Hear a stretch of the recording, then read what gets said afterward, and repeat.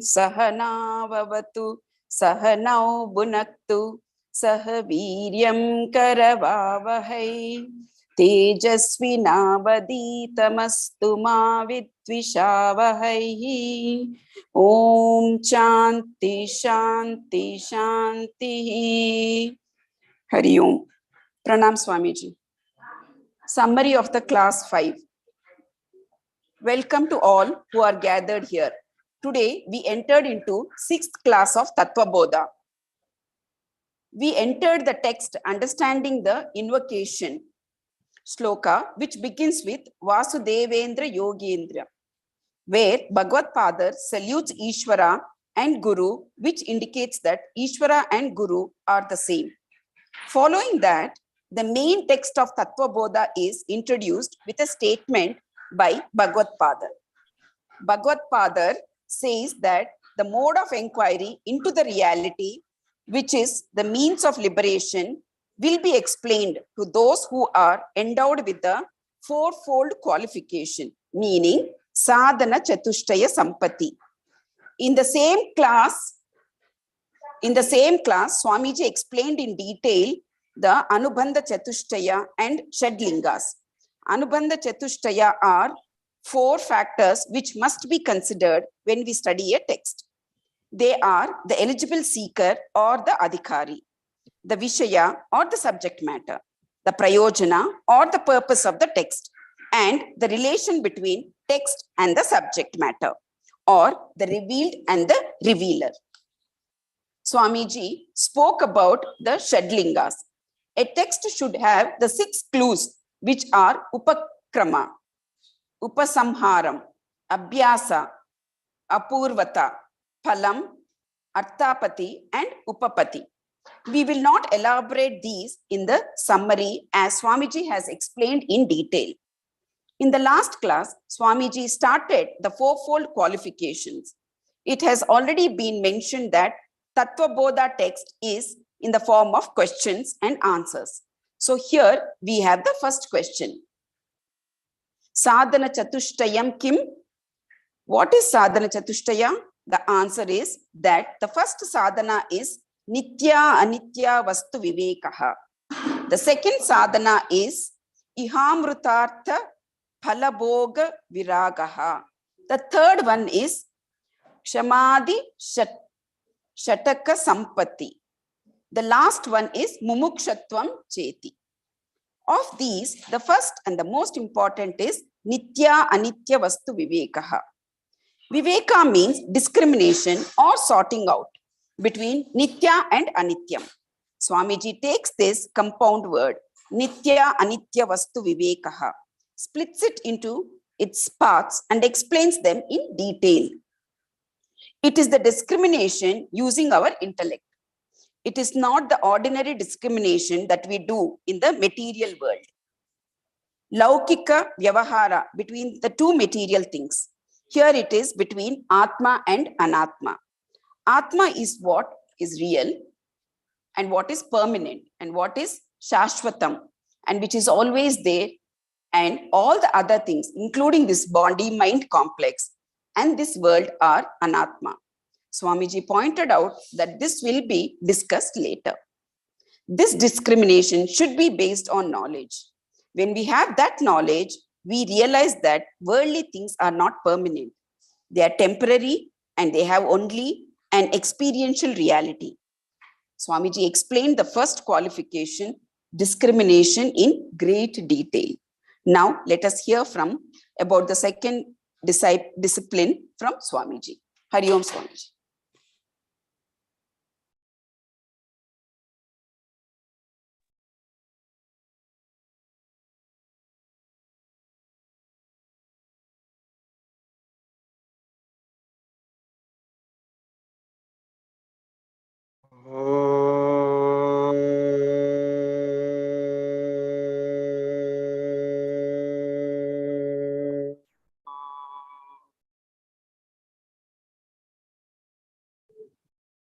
Shrutismriti Purananam Alayam Karunalayam Namami Bhagavat Padam Shankaram Lokashankaram Shankaram Shankaracharyam Keshavam Badarayanam Sutra Bhashya Krito Vante Bhagavanto Punah Punah Ishvaro Gururatmeti Murti Bheda Vibhagine Romavat Vyapta Dehaya Dakshinamurtaye Namaha Shri Dakshinamurtaye Namaha Vasudevendra Yogindram Natva Jnana Pradam Gurum Mumukshonam Hitarthaya Tattvabodho Bhidhiyate Shri Gurubhyo Namaha Hari Om. Om Namo Narayana to everybody.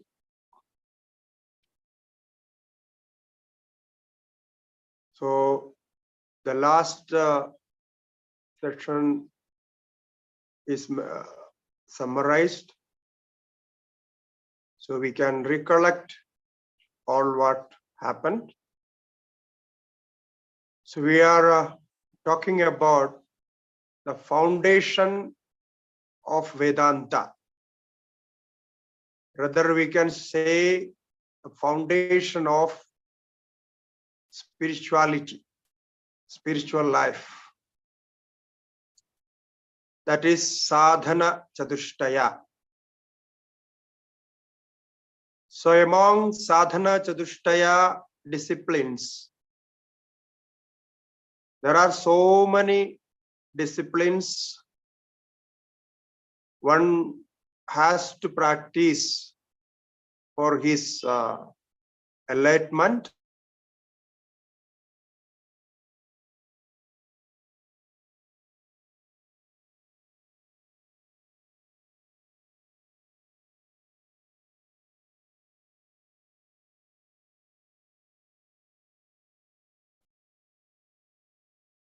After all, why we need some discipline? What is the reason? Because in last 2 sessions, I took this word as sadhana for our better understanding. Sadhana is for the limitedness of the individuality to the unlimitedness of individuality.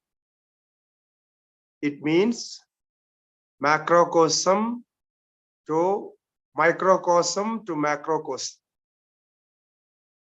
From the small to the biggest. So this is the sadhana we have.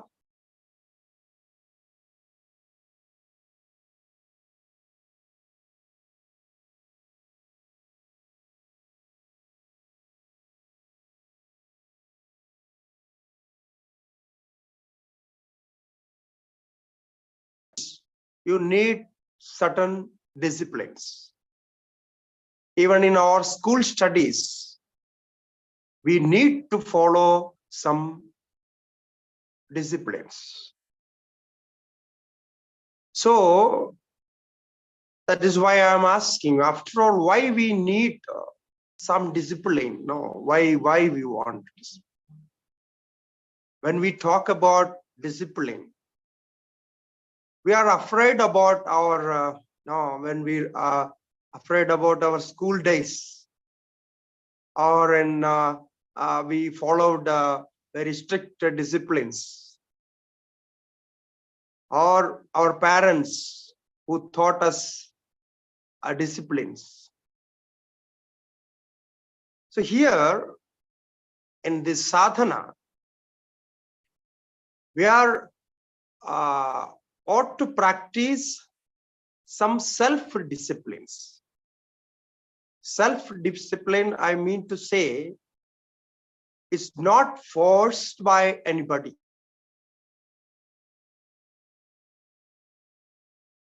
Shastra is only indicating the disciplines. You have the choice, you have the freedom, you can choose them. And as much you can, as long as you can practice. Only the condition you have to remember. Be careful, what is the condition? The condition is when you complete the disciplined life up to the mark. So in that completion of the discipline, you will get the result, that's all. So if you are following it as whatever way you like, but its completion is lacking, then you cannot expect any result from that. That's all. So therefore, forcefully practicing means the discipline, the word is used. There the word itself means some force, something is there. Something is forcing us to do it. So in Shastras and Guru, they are only having, showing the path or giving some advice, some indications, so that you can practice and get into the path. Therefore, here one word that Shankaracharya ji used is very particular or very interesting, that he used sadhana chatushtaya sampannasya. So sadhana chatushtaya sampanna. So we say sadhana chatushtaya sampatti. Sampatti word, it means accomplishment of fourfold sadhanas. So when you complete this fourfold sadhanas, so sadhana chatushtaya sampannasya. So after practicing this four, you become eligible, or your mind become eligible, qualified for the further contemplation. So this is what the sadhana sampatti means. So the all sadhana method we are discussing here, fourfold category. In that samadhi shat sampatti is also there. So again, you can add 5 more into that. So these are all sadhanas described for our spiritual practice. Ultimately, for liberation. Ultimately, for complete freedom of everything. Free from this body, mind, bondage. So everything is with this, connected with this. So the categorization is especially meant for the special Vedantic sadhana. But you can see in all other sadhanas, various sadhana paths we know. In all those, this sadhana chatushtaya is there in different forms. So it is very interesting to know the depth of this sadhana chatushtaya. That's the foundation. So now we will take up the sadhana chatushthaya's next practice. The first one was nitya anitya vastu vivekaha. I'm not going back to describe it again, or already we know that.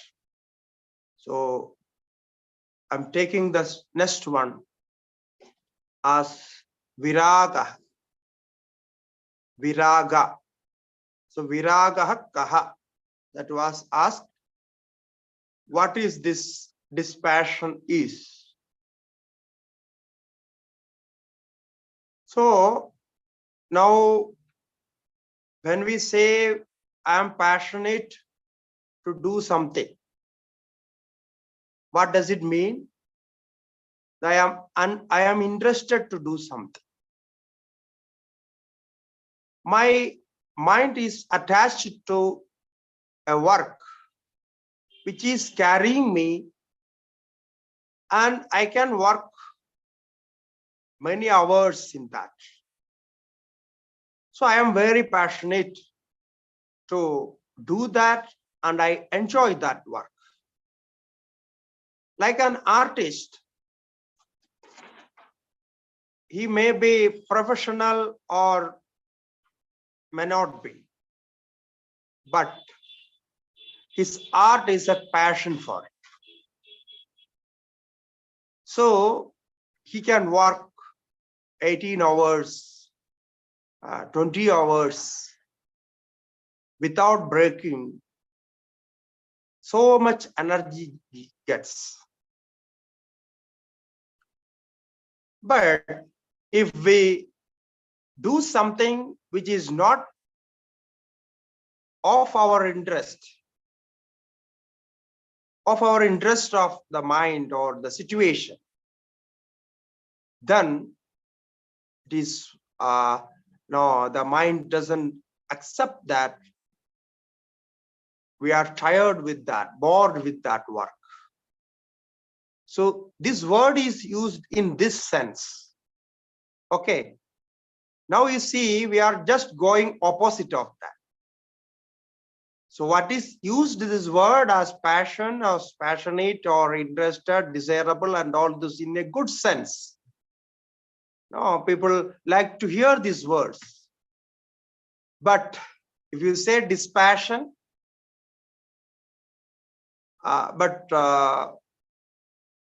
in India, I don't know, people may think something negatively about this dispassion.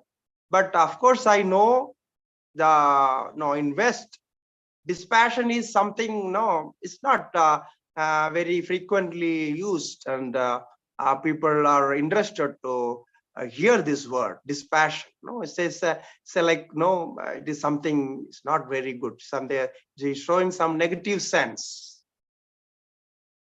If I say I'm very dispassionate, then what does it mean? So it means I'm a useless person. It is not. I am not a person for friendship or something like that. If I'm dispassionate, means it's gone. Nothing is going to work with him. So something like this. So this is the sense we want here. Therefore, this word dispassion or dislike or renunciation is used for this vairagya, but there are some slight differences.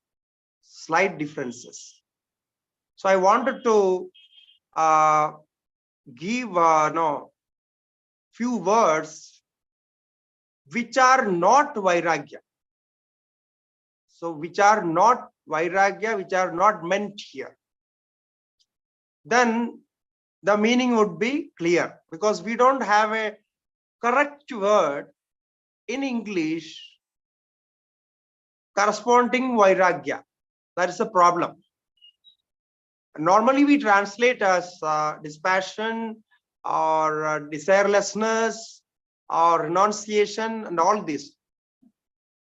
But it's actually not conveying the right meaning of the Sanskrit word, vairagya. So therefore, I try to do something in a different way, that I will say what is not vairagya. So then you can catch all the some word what is you are trying to know, that's that you get some word. The first thing is this vairagya what we are talking about is not when the desired object is not available. So when the desired object is not available, then we have a mental emotion. The desired object is not available with our effort or with some other cause, some other with because some reason is there. But in that sense, we have a desirelessness. We are trying to keep our mind. No, I don't want it. No, this is not vairagya. Because when the desired object is not attained or obtained, then mind has a sort of depression. No, the withdrawing from that object. Oh, it is not possible. Now we want to I think all of us want to go to moon. No, moon. Now they are carrying people there. They are planning to carry because it is so beautiful. It will be a wonderful experience if we could travel to moon. But I think most of us cannot do that. We have that desire, but that is not possible. It is not available. That is not in our capacity now.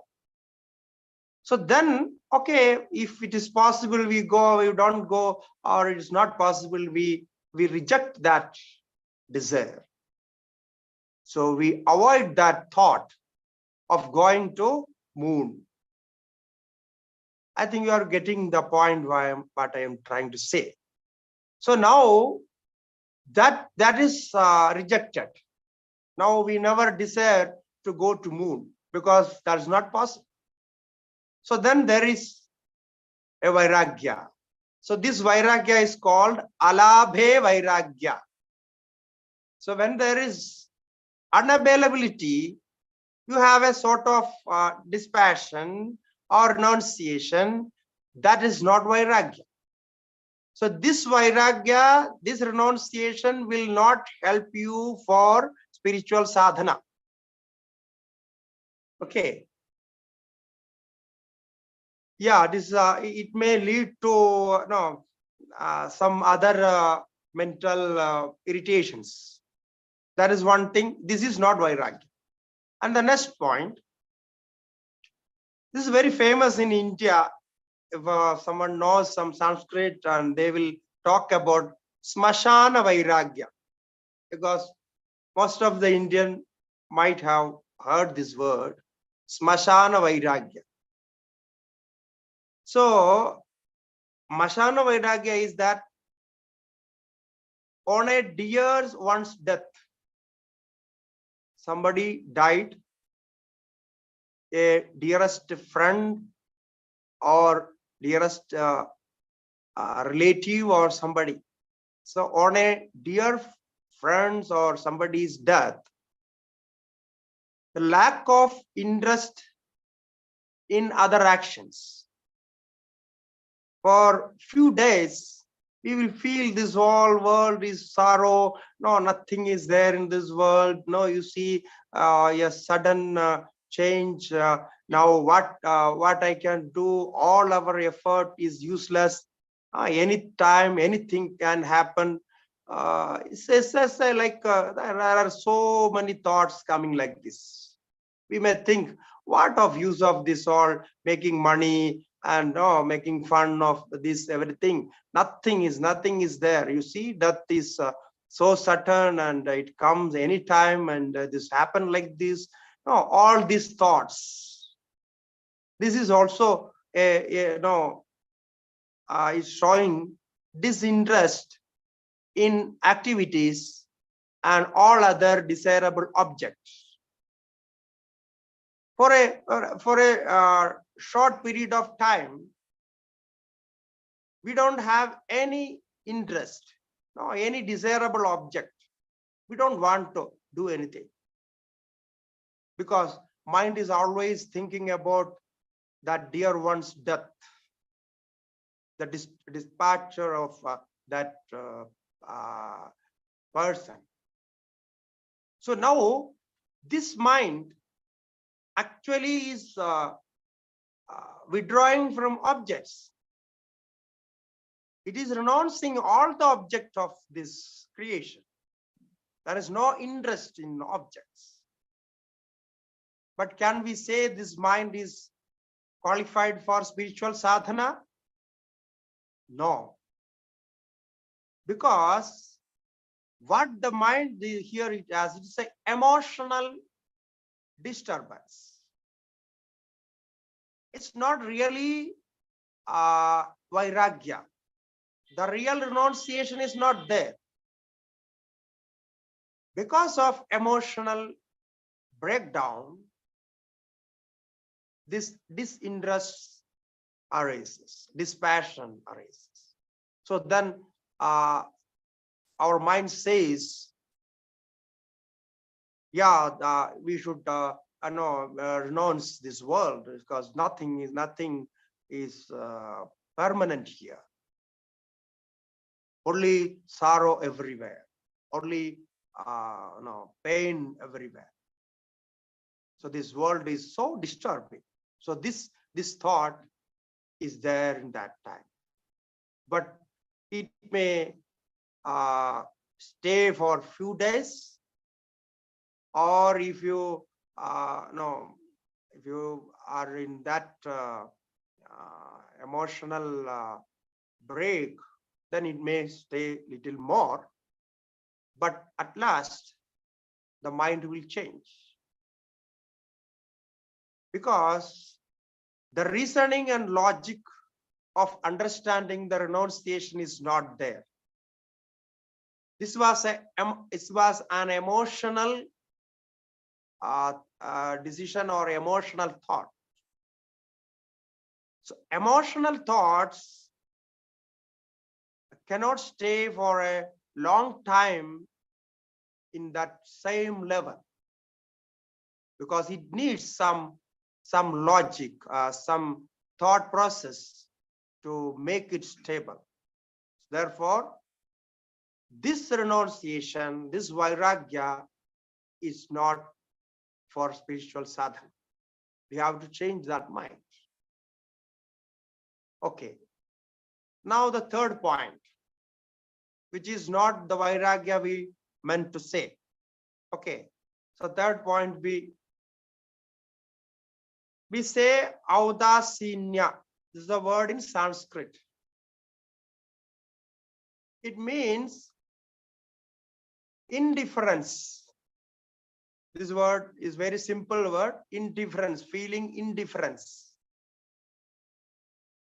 Lack of feeling or carelessness. No, not feeling any sympathy or empathy or nothing. No emotional feeling, totally indifferent. There are people in the world, they have this character as the basic character, indifference. They don't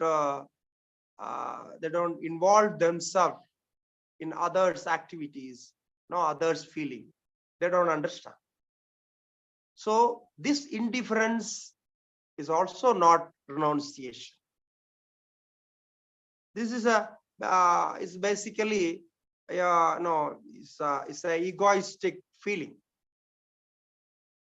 It's a very, very selfish feeling. Therefore, this is not renunciation.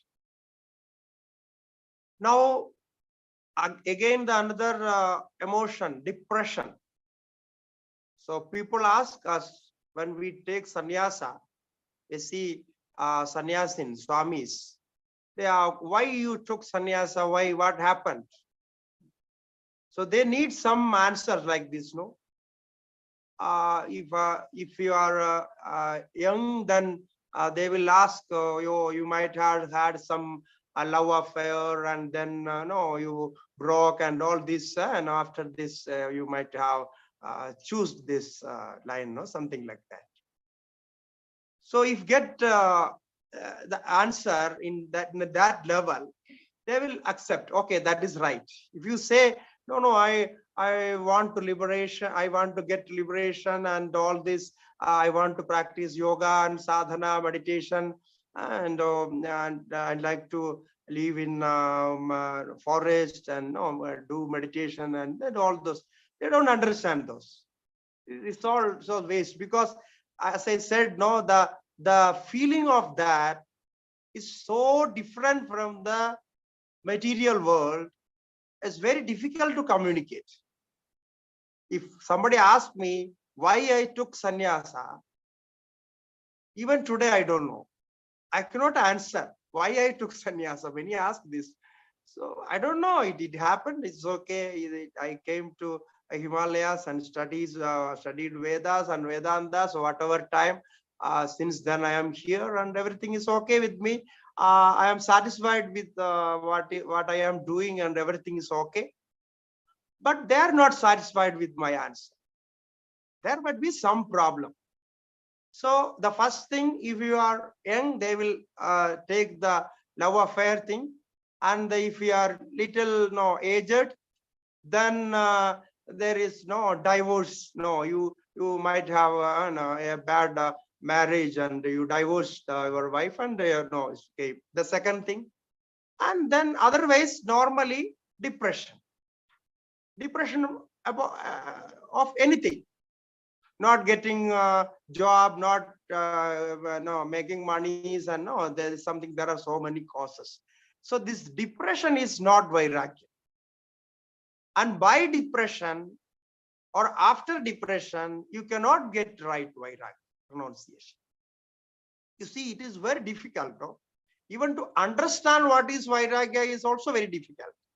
Getting that is now it is another story. But just to understand what this vairagya means. So therefore,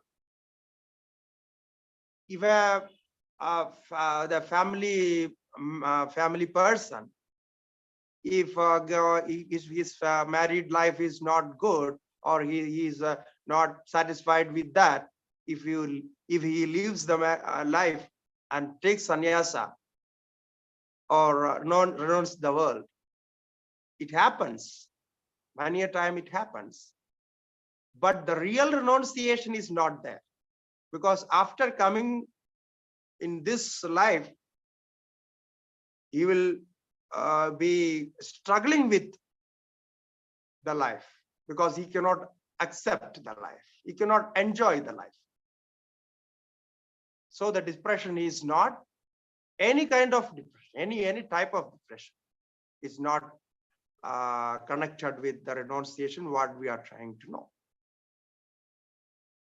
Now, there are people who are unable to concentrate their mind to their jobs and the duties they are doing. We can say absent-mindedness.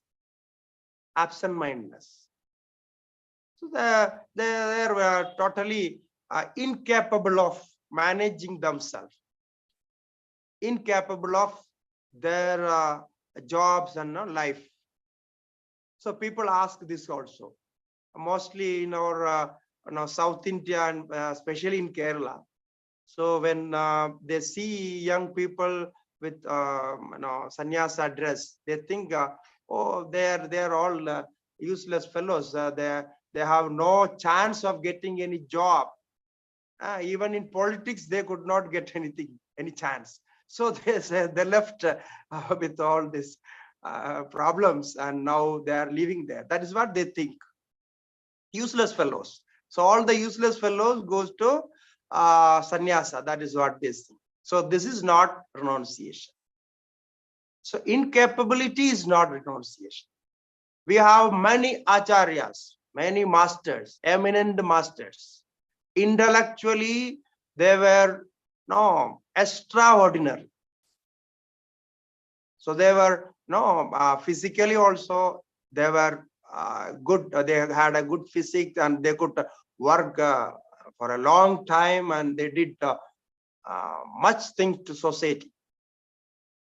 So it means incapability of this intellectually or mentally or physically is not a qualification for sannyasa. Okay, then there is another point, irresponsibility, because taking care of the family and society is a very big responsibility. So you don't want to take care of all this. Then one leaves for Himalayas. So this irresponsibility is not renunciation. Because of his irresponsibility, if he lives for Himalayas, then he is not fit for sannyasa, he is not fit for sadhana. He cannot achieve anything in this life. He has to work hard. So now, what does it mean? Now, another one important point I forgot. One more thing is, when we say dispassion or desirelessness, vairagya means desirelessness. Absence of desire, it means absence of desire.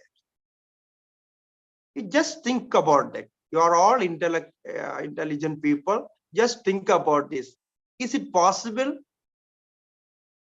Absence of desire is possible for a human being who is eating and drinking and with a good health. Is possible there is no desire at all? Absence of desire? It's not possible. So the absence of desire is also not renunciation. When mind is there, the related desires will be there. The required desires. Or we can say for our maintaining our life, for our own existence, there are desires. These desires for eating, for drinking, starting from that point, there are so many things. You need a house to live. There are so many things related to that, to maintain the life. So this thought, these desires, what we call as desires or this for actions and like that, it comes from subconscious mind. It is not from conscious mind. So whatever comes from subconscious mind cannot be renounced, because that is naturally connected to the body-mind complex. To maintain this body, until the karma is there, the body should be maintained. For that maintenance, the desires come from the subconscious mind. Now, I'm going to tell you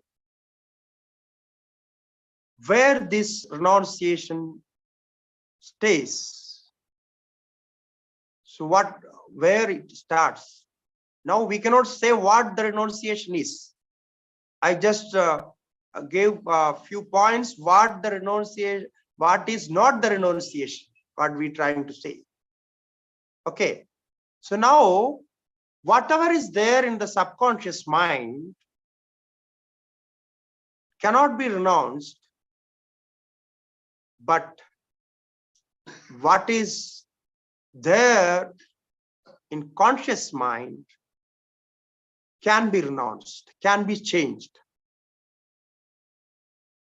Now, this is little different that we have to understand this. The difference between the function of conscious mind and subconscious mind. The logic works in conscious mind. Whatever you listen, it works in conscious mind. So once you know what you are listening to it,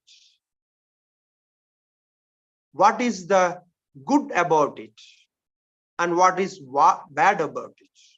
So when you discriminate, separate the good and bad, what is useful for me and what I don't want. So then you accept it.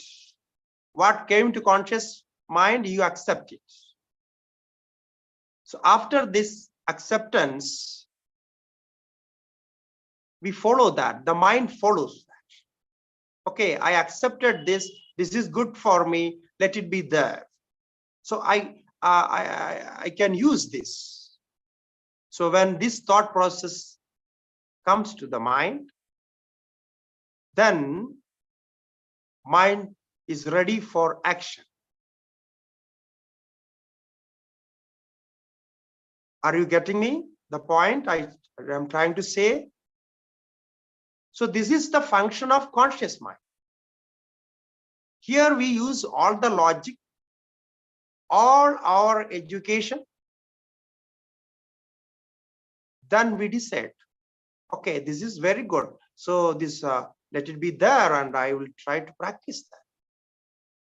After a long practice, then slowly it goes to subconscious level. Then automatically you can do without effort. It effortlessly comes. So this is the process of thought making. How our habits are made. How our emotions are diverted or expressed. So in this, now we are talking about dispassion. Don't forget, okay? So when we talk about many things, you may forget I am talking about what. So we are talking about dispassion only. We have not gone out of that. So now, whatever we are trying to know about this world, the informations, the perceptions, the social behaviors and all those other things we normally practice. These are all connected to conscious mind and slowly it goes to subconscious mind. In between, there should have a discrimination of good and bad. What is useful, what is not useful. But sometimes, if we are not informed well, then the discrimination cannot happen. And slowly all the good things and bad things, everything together goes to subconscious mind. So even hurting others, doing all the bad things, We have no chance of discriminating. So when it goes to subconscious mind, as I said, after that, it is impossible to use discrimination and separate it. So it will remain there as your character, as your habits, and all those.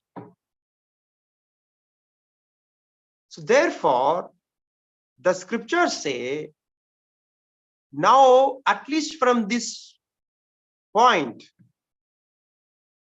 you try to know what is real, what is unreal, what is useful, and what is not useful. And what is making all this sorrow and all these sufferings? Why you are suffering? Because there is no chance for suffering. This creation, there is no extra creation as suffering. You know that? In this creation, there is no creation as suffering. Suffering is created by human beings. God has not created suffering. God has created only enjoyable objects. The suffering is created by human being, unfortunately. And after creating it, now as I said, it went to the subconscious mind of all the created people. Because animals, they don't have these feelings. They have their own world different.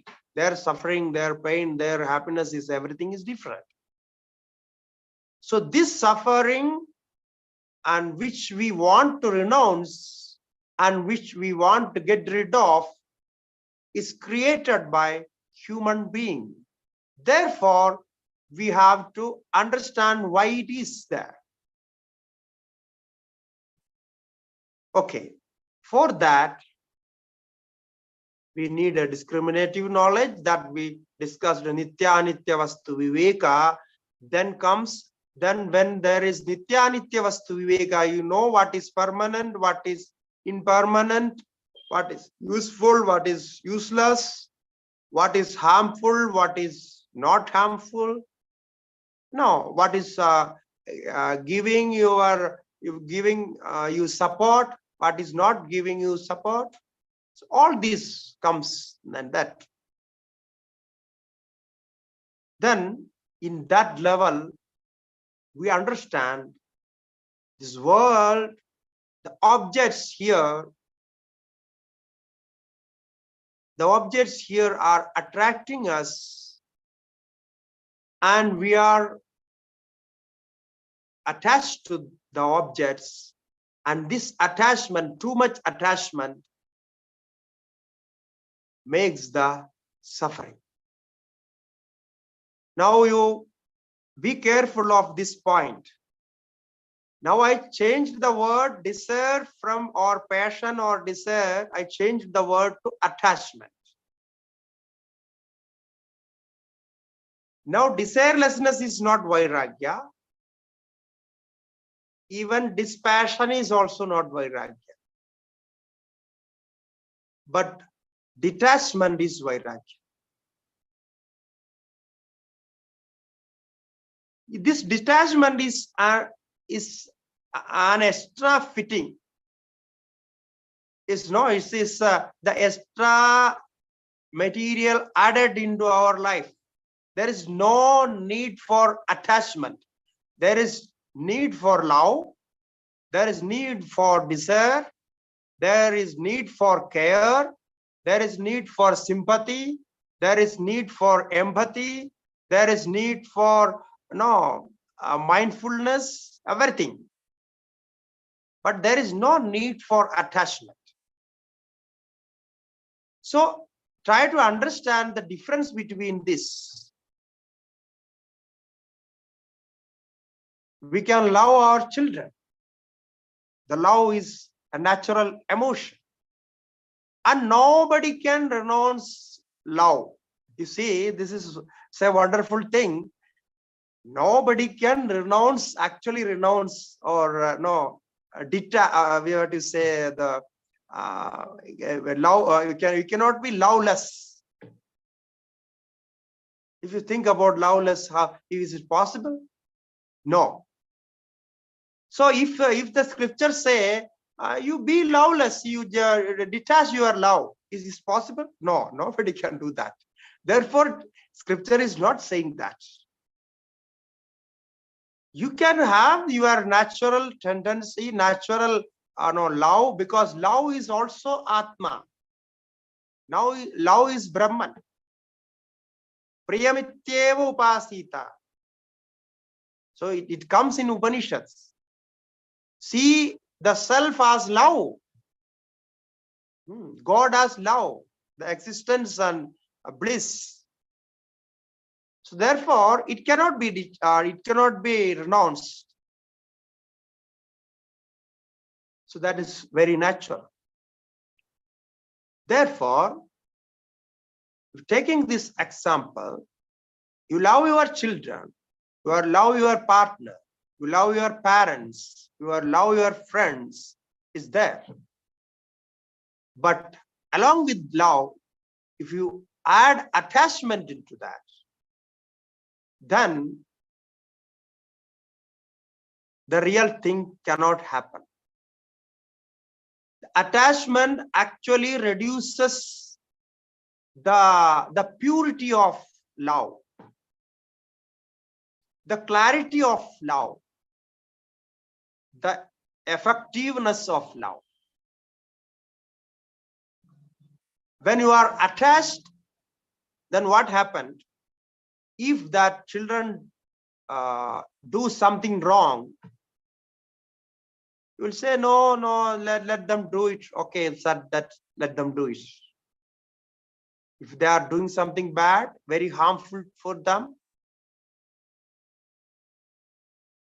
because you are too much attached to your son or daughter, you will be very scared to scold them, to control them. No, giving advice, even advice, because that may make them unhappy. So this is not the right love.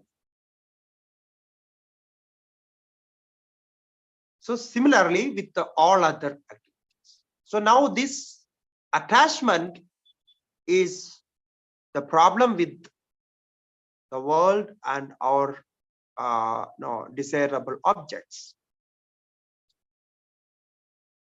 But the natural tendencies, the basic characteristics of self, Satchidananda, as I said, the Priyam and love and everything is a basic character, basic characters of self, which we experience and we like to experience. So detachment from all these activities, all this form of desires which can bound you. No.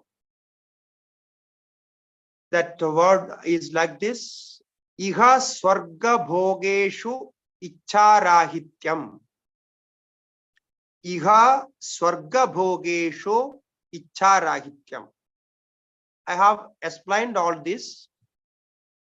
Now we see the word meaning of what the viraga is. Iha, in this world, Swarga is very famous, that heaven. No, heaven. So in this world and heaven, Bhogeshu, there are so many objects of enjoyment. We have heard about heaven. There are so many objects for enjoyment, endless. Okay, so we desire to get those or reach there in heaven and enjoy those objects. So iha swarga bhogeshu, in those enjoyments, icharahityam. Icharahityam. Icha means, the word meaning can be desire, and rahitya means absence. So not having desires towards worldly objects and heavenly objects. This is the meaning Acharya has given. But I explained it in a different way, in an easily understandable way, so that you will know what the Acharya meant to say. So objects, when we talk about object, desirable objects, there are two types, because in Hinduism, we believe rebirth. Therefore, some objects can be enjoyed here. So whatever time we have in this life, we can enjoy them. And when this life is completed, we will have another life, extension of this life. So when we talk about another life, it's not actually there is any cut off like in between like that. Only we are changing this body and getting another body, the extension of this life. The reason we will talk later, because we will talk about subtle body, gross body, and how the subtle body become grossified, and all this point we talk. So then we will understand more about this. So this is the second important sadhana today we could see, because I wanted to talk about this vairagya and with a different approach, so that you will all have the correct grasping of this vairagya. Today's time, now we have completed the time with a single sadhana, but it is very important sadhana. If you do one week contemplation on this, you will understand all other sadhana easily. So the next one we will take up in next session.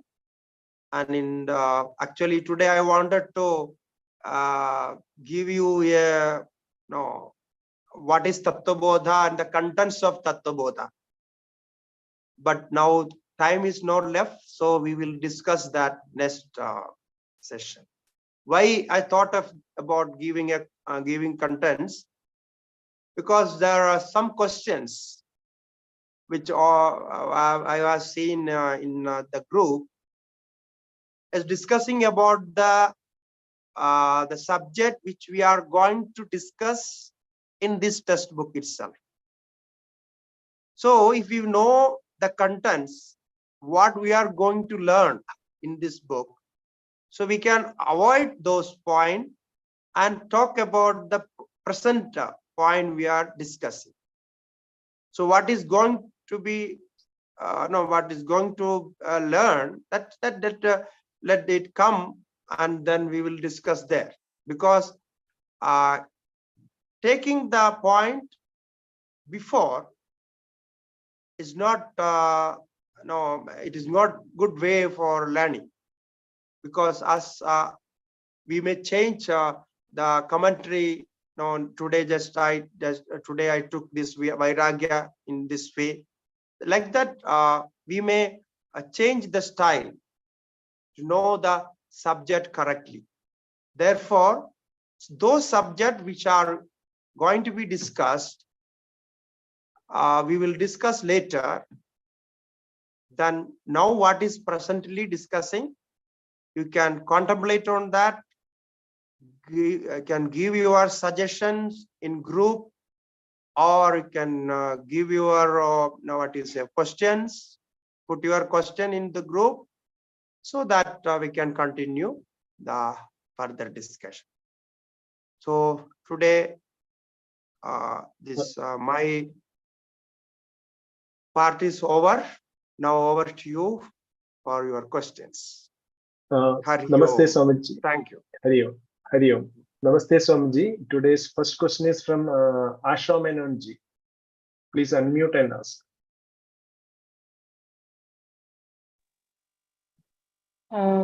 My question is, Swamiji, you mentioned about dispassion. Does dispassion mean there is no instant, inspiration to do anything in life? Does that mean that there's no passion to do anything? Does that mean it's no incentive? You are not, there's nothing to look forward to. They are not inspired to do anything, or there is no incentive to do something. Like it. I mean, for example, I'm saying. Somebody asked, so are you going to put a happy wish, by the way? Are you going to make a show? They say, I said, no, I don't feel like doing anything because kids are not there. So I'm not, there's no inspiration or there's nothing incentive to do something. Doesn't mean that. What is the dispassion? Yeah, that is what I wanted to say. I tried to say. See, this is all different emotions or different moods of the mind. This dispassion or this vairagya is not a particular mood of mind which can change later. So it's not like that. This is based on knowledge. It's based on discriminative knowledge and the experience. So the decision comes after that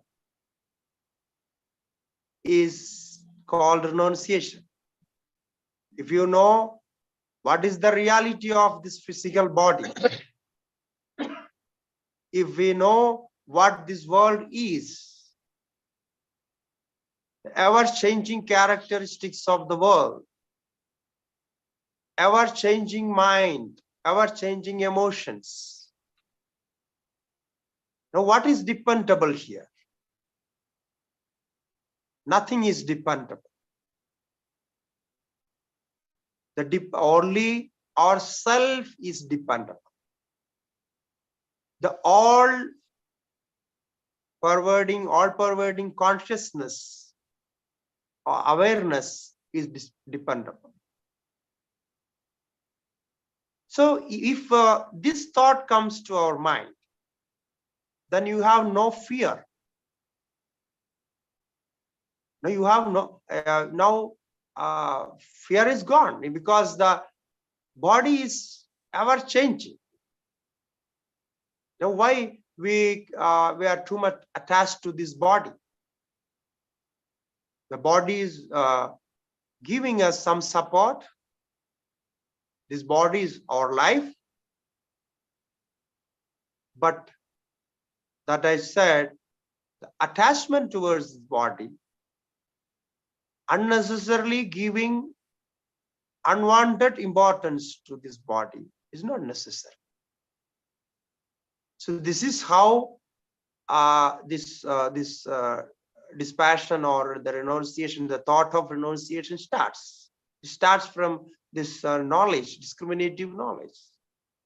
That is why I try to say this renunciation is not a mood of mind. It's not a situation. By a bad situation, you are taking some decision is not can be called as renunciation. Yes, slowly we will understand more, because this is very important to understand. That's okay, but is more connected to the mind, subconscious mind, and at that level. So therefore, it will take some time, because normally we talk about our renunciation, dispassion, desirelessness, and all those things. Trying to say what is vairagya is, but vairagya is beyond this. So there are steps on vairagya that also we will talk in next session. Okay. Next question.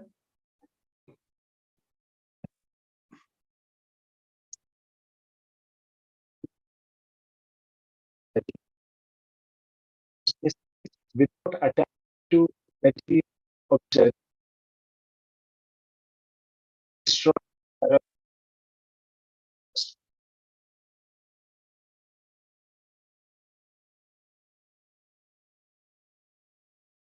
I think I next could question. not understand, I could Yeah. not hear this. Yeah, there is a question Krishnaji, your from audio is YouTube. breaking. Without attaching to materialistic object, how to survive? A question from YouTube by Jagadish Swarup Brahmachari. Without Attaching to materialistic object, how to survive? So you see, I tried to say that only. I took this word as attachment as an extra fitting. It means there is desire, there is care for the life. We need to protect some things, some objects for our life.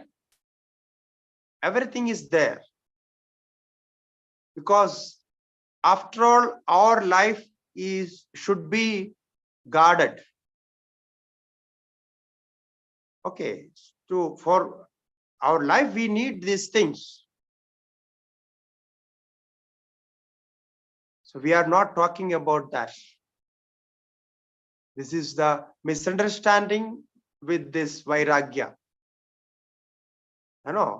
So people think the Swamis, they should not keep anything. They cannot eat, they cannot sleep, they cannot travel. People nowadays, people ask why how Swamis can travel, on aeroplane. No, that they should walk all the way. I said every year we walk, but there are so many things to do, so we cannot just walk from here to Kerala. It takes at least 3 years to walk. So here we are taking the aeroplane. So people have this sort of thinking. But if you ask, if I am traveling aeroplane, I am not attached to aeroplane. And you are traveling in train and aeroplane, car. If you are attached to that, you cannot leave that, no? How can you leave? So that is the difference with an attachment. If I need to use, I will use it. Somebody will sponsor or somebody will give something, and it will happen.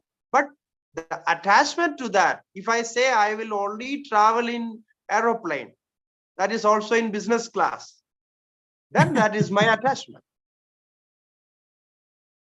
And in one travel, my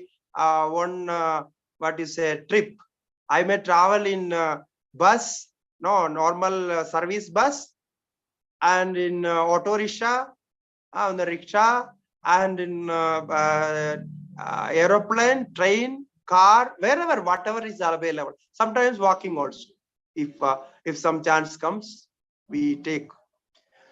So this is the difference.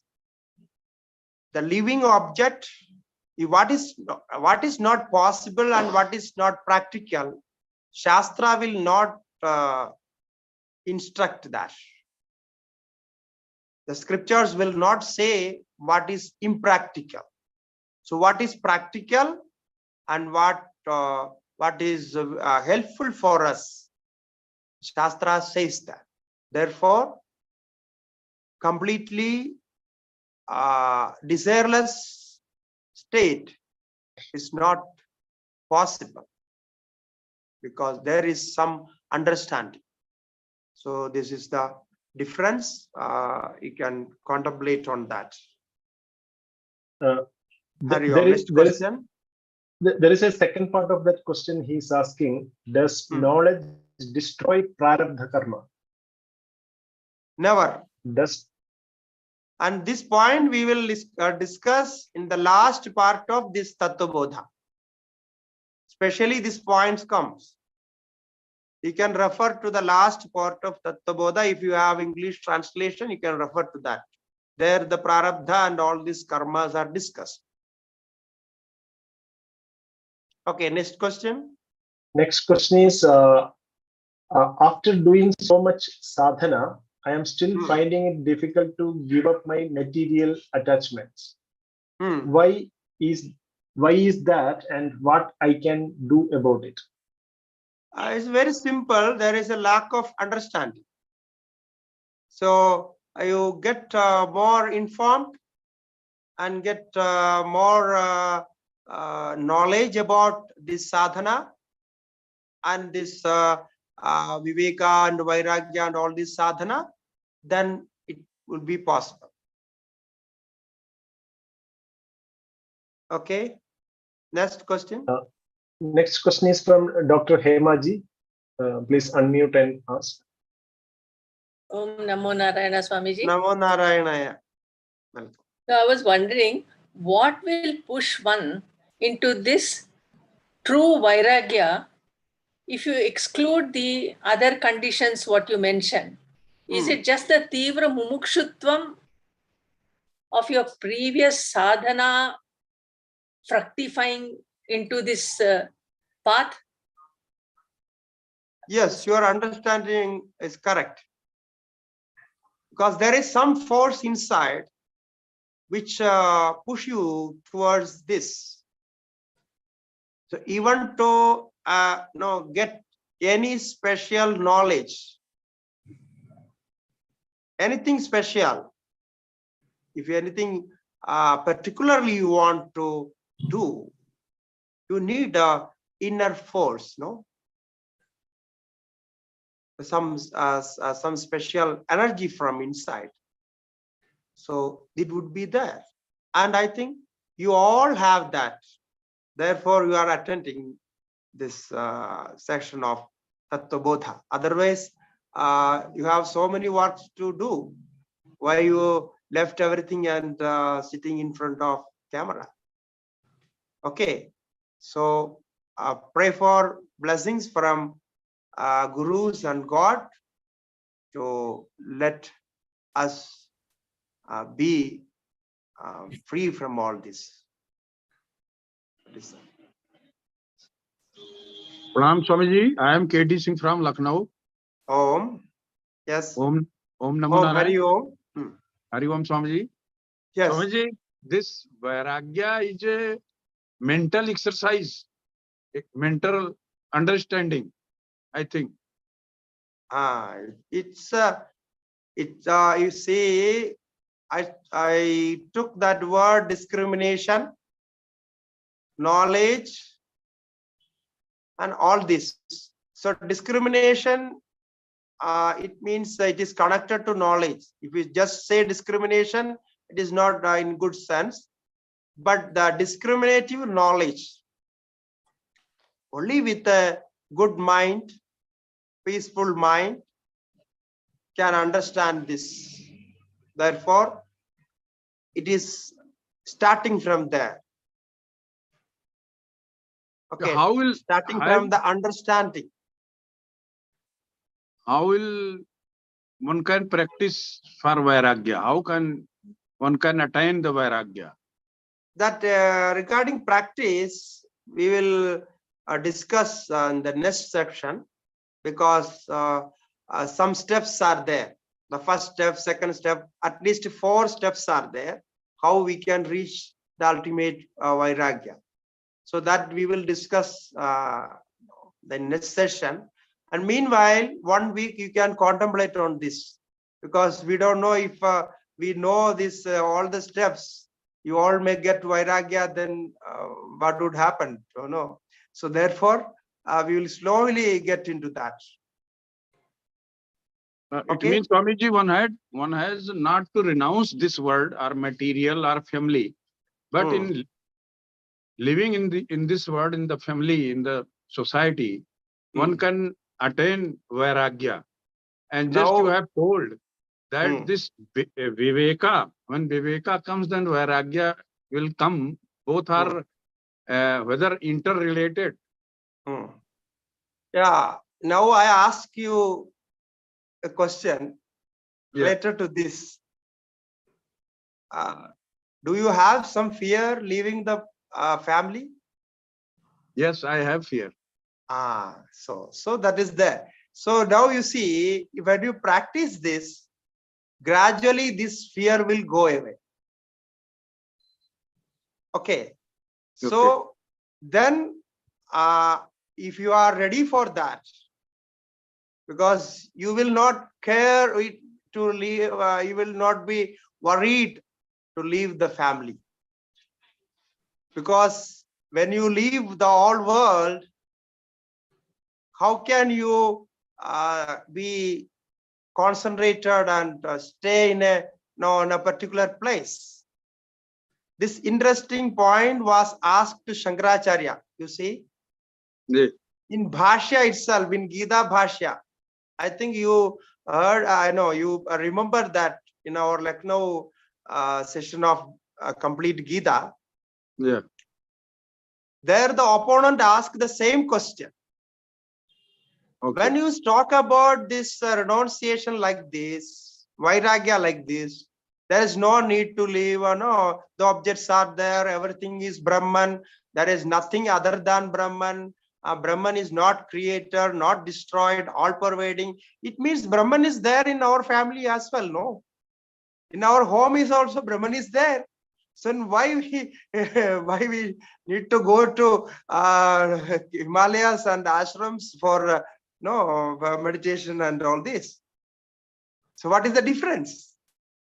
The opponent asks Shankaracharya in Gita Bhashya is there, and in Acharya Bhashya is also there. Acharya, there is a introduction Bhashya, long Bhashya. If you are interested, you can read that. Very good discussion about this.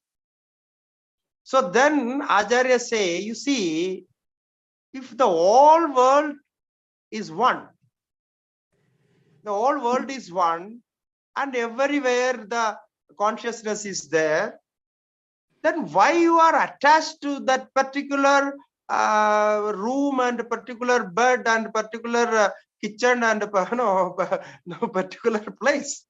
How can you attach to that? If you one day you are staying in your home and next day you can stay in another home, what is there? Because the whole world is Vasudhaiva Kudumbakam. The whole world is your home. Why you are daily coming back to the same home? So any answer for that? So that is the difference.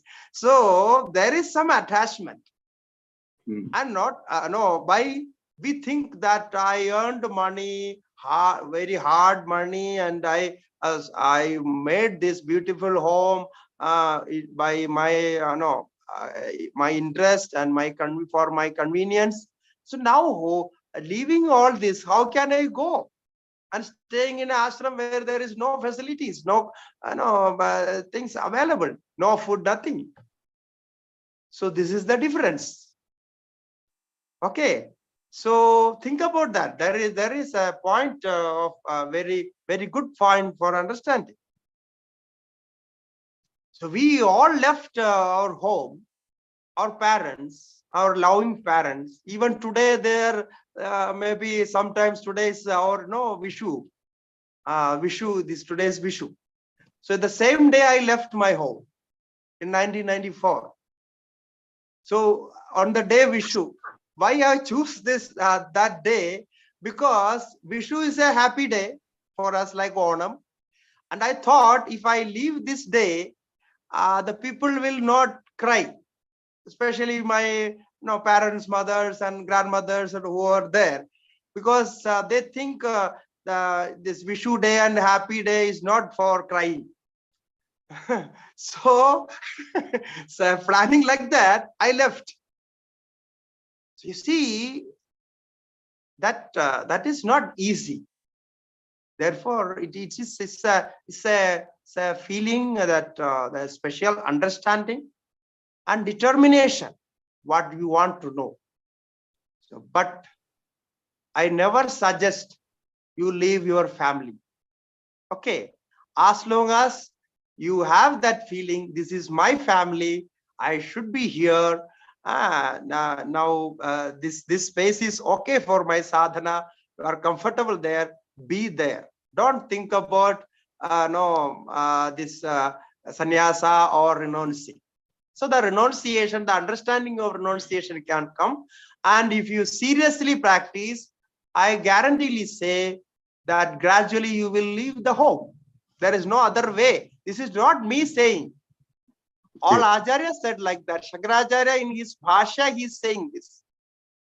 So you will try to know that. Okay. So now, as a first chance of this practicing, yearly you can go to a different place, away from home, and first stay for 2 weeks.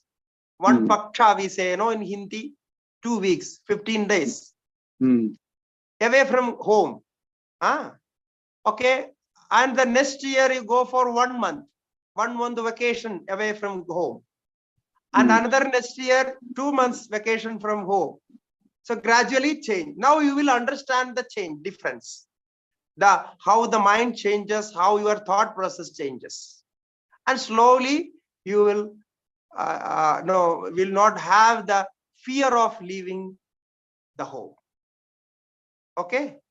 Okay. This is very practical. You try and let me know the effect. Okay. Okay. Thanks. Thank you. Next question is from Dr. Kamalaji.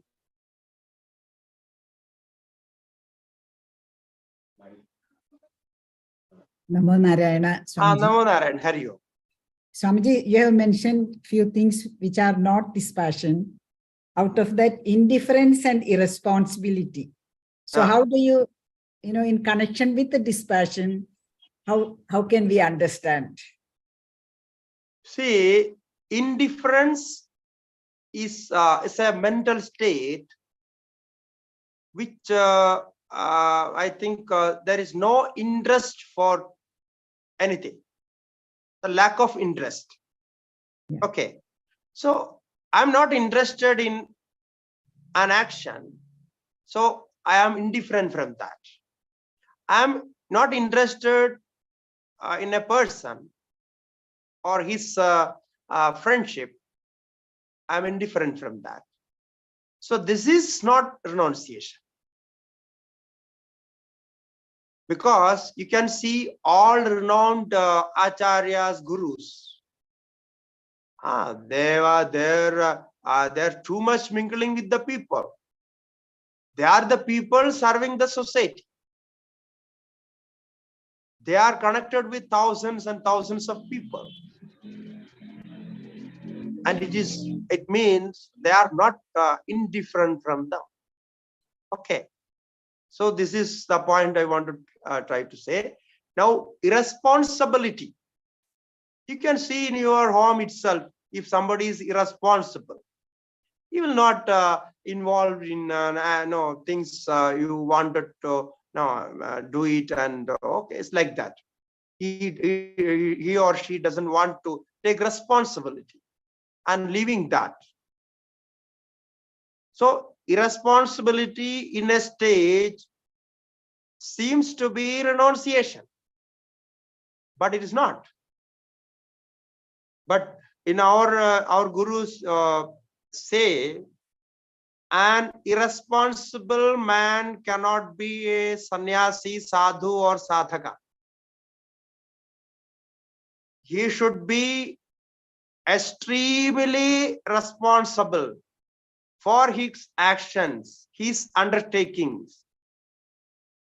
Only he can reach moksha, attain liberation.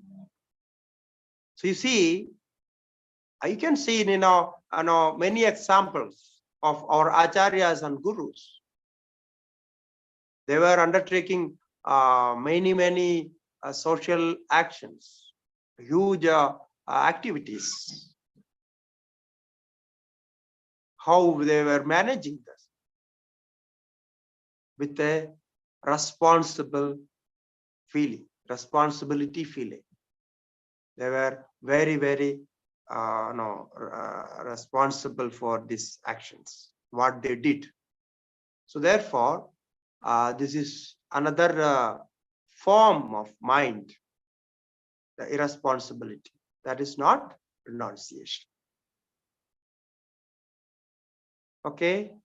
Any more clarification? Yeah. Next question is from Monica ji.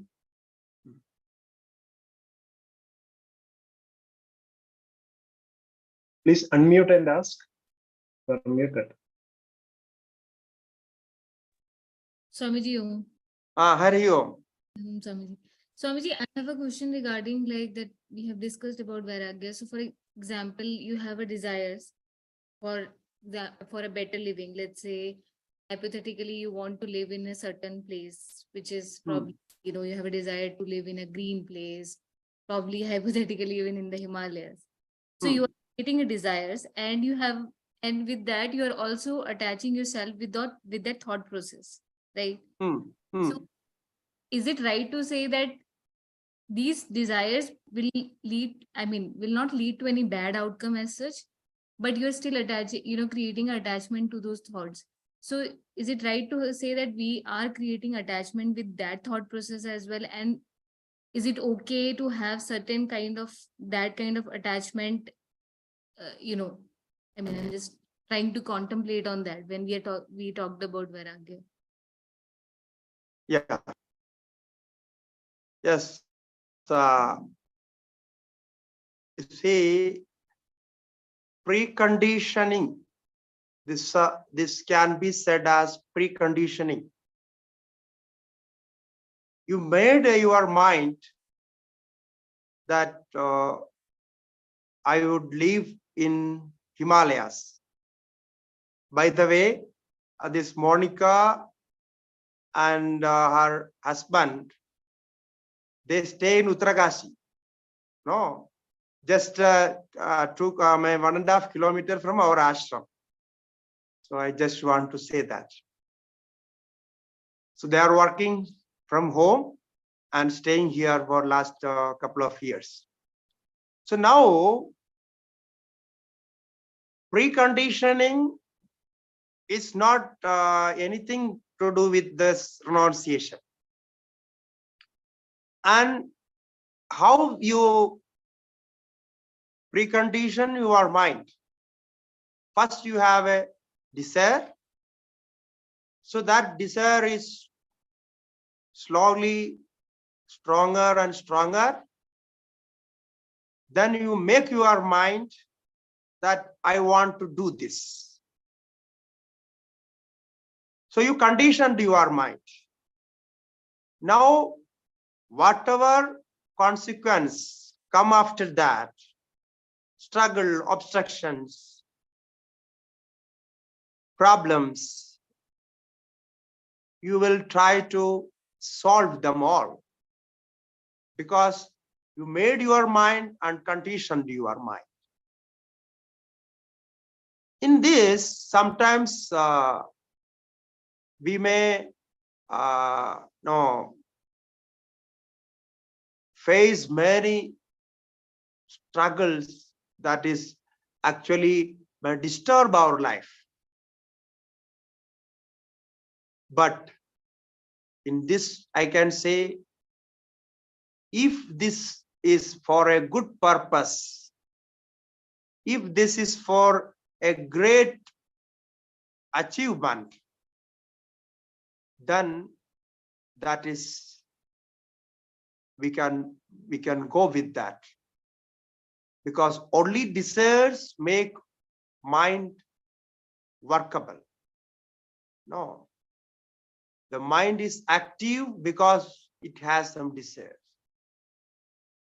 So therefore, desire of this kind for a good purpose, for good achievements, we should have desires and strong desires and repeat them and give all the support and make as a condition that I can use the word as determination, a complete determination.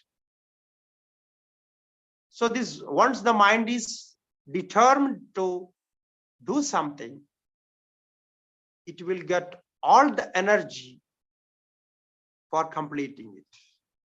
This is the special quality or the blessings mind has from the all-pervading consciousness. So if you determine anything, it will happen. So now you see the desire changed into the form of determination. That is the difference.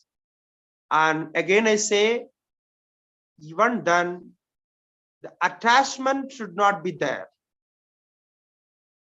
The determination also, if it is connected with the attachment,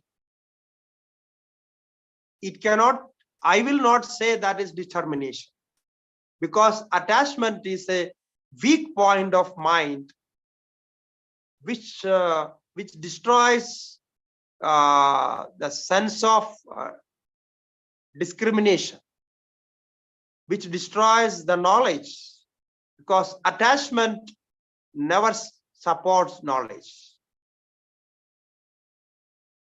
Or it only supports emotions.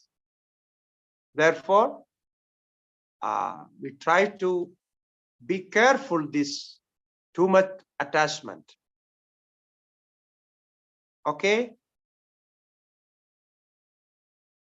I think we can have one more question, if any. Yeah, there is one more question from Sri Sundareshan KS. Yeah, please.